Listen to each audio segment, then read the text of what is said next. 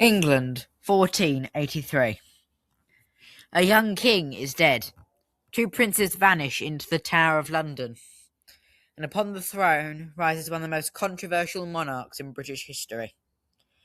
To some, he was a ruthless usurper, a child murderer, a twisted tyrant immortalised by Tudor propaganda and the plays of William Shakespeare. To others, he was a loyal brother, a capable ruler, and the victim of one of history's greatest smear campaigns. For over 500 years, one question has haunted historians. Was Richard III of England truly a villain? Was he framed by history itself? Today we enter the blood-stained world of the Wars of the Roses to uncover the man behind the myth. This is Richard III, good guy or evil villain. Let's begin. Before we can understand Richard III, we must first understand the world he was born into, a world drenched in paranoia, ambition, and civil war. 15th century England was not stable. It was a kingdom tearing itself apart. For decades, two branches of the royal Plantagenet family had fought for control of the throne: the House of Lancaster, represented by the colour red, and the House of York, represented by the colour white. Historians later called this brutal conflict the Wars of the Roses. Battles, betrayals, executions. England had become a land where loyalty could change overnight, and survival often depended on which side held the power at sunrise. Into this chaos, in 1452, was born Richard, Duke of Gloucester, the youngest surviving son of Richard, Duke of York. No one expected the boy to become king. He was small, sickly as a child, and overshadowed by his elder brothers. Yet the world around him would shape him into something far more dangerous: a survivor. Richard grew up almost amidst bloodshed. He saw nobles executed, allies murdered, and kingdoms won and lost in months. By the time he was a teenager, he'd already witnessed more violence than most men would see in a lifetime. Then came the rise of his brother, Edward IV of England. Charismatic, tall, and a brilliant military commander, Edward seized the throne in 1461. The Yorkists had triumphed, for now. And Richard remained fiercely loyal to him. That loyalty would define much of his early life. While many nobles changed sides whenever it suited them, Richard developed a reputation for discipline, competence, and unwavering service to his brother. He governed the north of England effectively, handled disputes efficiently, and proved himself capable both militarily and politically. This is where the story becomes difficult, because the Richard we meet in his early years does not easily resemble the monstrous tyrant later described by Tudor writers. So how does this loyal younger brother become history's most infamous king? To answer that, we must travel to 1483, the year everything changed. April 1483. King Edward IV of England is dead. He is only 40 years old. His sudden death sends shockwaves through England because his heir, the future Edward V of England, is just 12 years old. The child king in medieval England was dangerous. Weakness invited ambition, and ambition was something the English nobility possessed in abundance. For his death, Edward had named his brother Richard as Lord Protector of the realm, a temporary ruler meant to guide the young king until adulthood. At first this seemed reasonable. Richard was experienced, respected in the north, and known for loyalty to his brother. But almost immediately, tensions exploded. The young Edward V was under the influence of the powerful Woodville family, relatives of Edward IV's queen, Elizabeth Woodville. Many nobles distrusted the Woodvilles, seeing them as greedy opportunists, rapidly gaining power at court. Richard moved quickly. As Edward V travelled toward London for his coronation, Richard intercepted the royal party. Several Woodville allies were arrested. Some would later be executed. The young king himself was taken into Richard's custody. Now, to Richard's supporters, this was necessary. They believed he was preventing the Woodvilles from controlling the boy king and possibly plunging England back into civil war. To his enemies, however, this looked very different. It looked like a coup. Then came the moment that changed Richard's reputation forever. Edward V and his younger brother, Richard of Shrewsbury, the famous princes in the Tower, were lodged in the Tower of London, then still used as a royal residence before coronations. At first, this caused little alarm. But weeks passed. The boys were seen less and less then. Not at all. And meanwhile, Richard made his move. A claim emerged declaring Edward IV's children illegitimate due to an alleged pre-contact of marriage before Edward wed Elizabeth. If true, it meant Edward V had no lawful claim to the throne. Parliament accepted the argument, and on the 6th of July 1483, Richard was crowned King Richard III of England. But across England, whispers spread like wildfire.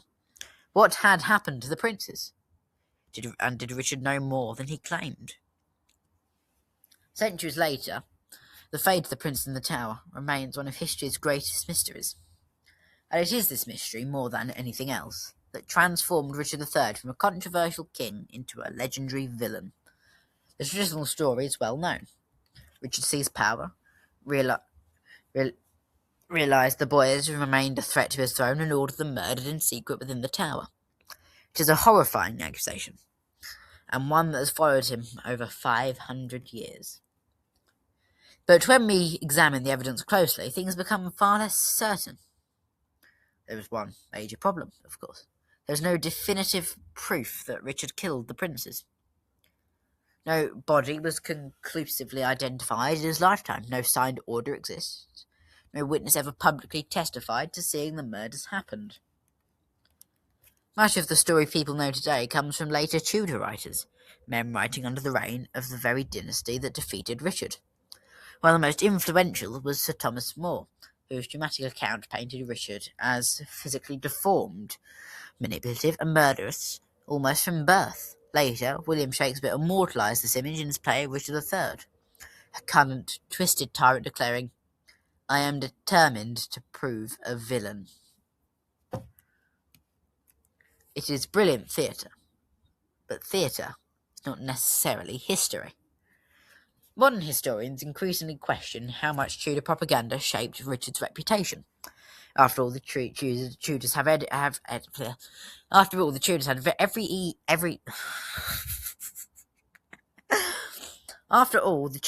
every reason to blacken his name. Their own claim to the throne was relatively weak. Presenting Richard as a monster helped justify Henry Tudor's victory at Bosworth and strengthen the legitimacy of the new dynasty.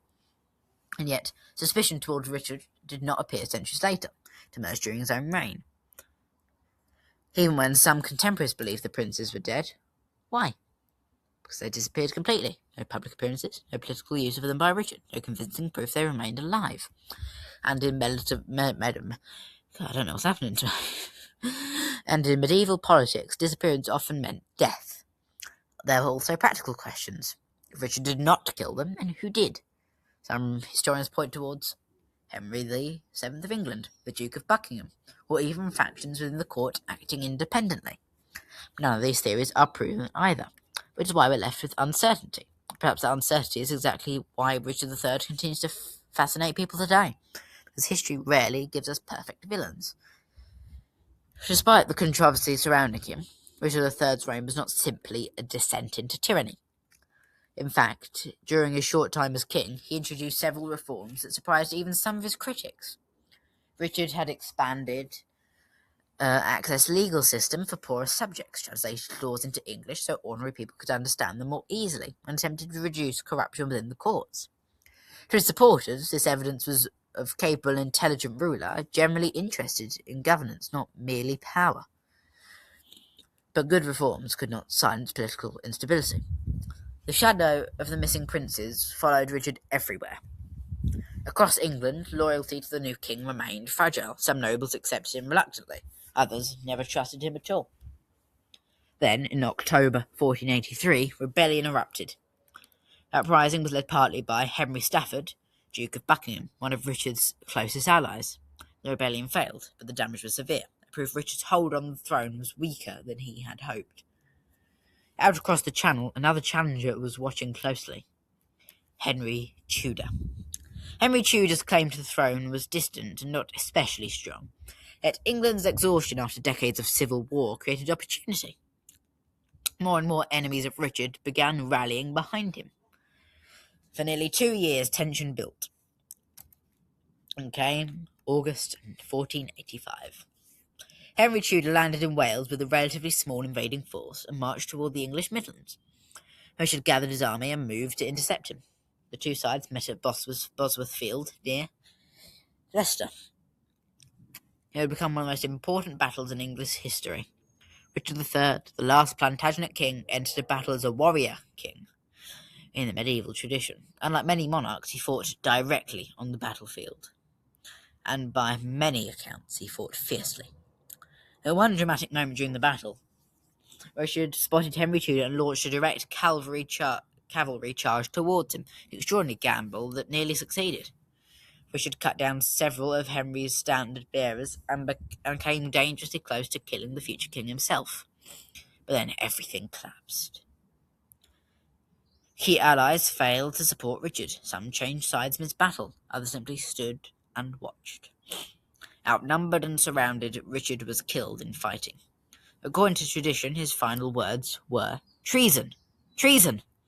According to Shakespeare, it was, "A horse! A horse! A kingdom for a horse!" He was 32 years old. With his death, the Wars of the Roses effectively ended, and the Tudor dynasty began. Richard III's death was brutal. Modern forensic examinations of his skeleton, discovered beneath a car park in Leicester in 2012, revealed the sheer violence of his final moments. He had suffered multiple wounds, many delivered to the head after his helmet had likely been lost in battle. One injury in particular was catastrophic, a deep blow to the base of the skull that would almost certainly have killed him instantly or within seconds. Other wounds left humiliation after death, injuries inflicted once the fighting was already over. The fallen king's naked body was reportedly slung over a horse and carried back to Leicester, where it was displayed publicly. This mattered politically. Henry Tudor needed England to see that Richard was truly dead. After decades of civil war, rumours and pretenders could be dangerous. And so, the last Plantagenet king, the man once crowned in Westminster Abbey, was exhibited before the public as proof that a new age had begun. Then came the stories. Tudor historians described him as physically monstrous, morally corrupt, twisted in both body and mind. Later portrayals exaggerated his appearance, often depicting him with a hunched back and sinister mannerisms. Modern science complicated that narrative. The examination of Richard's remains confirmed he did suffer from scoliosis, a curvature of the spine, but not the grotesque deformities later propaganda suggested. He would likely have one shoulder higher than the other, yet he was still capable of fighting in battle. Once again, the line between truth and myth becomes blurred. Was Richard a man capable of terrible acts? Possibly. Was he the inhuman monster later generations imagined? Probably not. And perhaps that tells us something important, not just about Richard III, but about history itself. Because history is often written by the victors. And at Bosworth Field, the victors were the Tudors. So, was Richard III of England a good man or an evil villain? The answer is frustratingly complicated. If we judge him purely by his actions in 1483, many historians would argue that Richard almost certainly seized power from his nephew. Whether or not he ordered the deaths of the princes in the Tower, he undeniably benefited from their disappearance. That fact alone has haunted his reputation for centuries. And yet the image of Richard as a cackling, monstrous tyrant lurking through castle corridors is almost certainly exaggerated. He was not uniquely cruel by the standards of the 15th century politics. England during the Wars of Roses was a violent and deeply unstable world where imprisonment, execution, betrayal, and usurpation was grimly common. Richard also appears to have been an effective administrator. Contemporary records suggest he worked hard as a regional governor in the north and introduced reforms as king that some ordinary subjects generally appreciated. There are even accounts describing him as loyal, disciplined, and personally courageous. So perhaps the real Richard lies somewhere between hero and monster. Not a saint, not a demon, but a deeply political man shaped by an age where survival and power often depended upon ruthless decisions. And maybe that is why he continues to fascinate people today. Because Richard III is more than just a medieval king. He is a reminder that history itself can become a battlefield where propaganda, theatre, myth, and evidence all compete to shape how we remember the dead. 500 years later, the debate still continues. Villain, victim, or simply one more flawed ruler trapped inside one of England's bloodiest chapters. You decide. And with that, we leave Richard in the dust of Bosworth Field, a crown lost, a dynasty ended, a story rewritten by those who came after. But history doesn't stay buried for long, because sometimes the truth doesn't vanish with a king. It waits. And in the same episode, we'll look at a man who never wore a crown, but changed the world all the same. And if you think power only belongs to kings, you might want to think again. Until then, good night.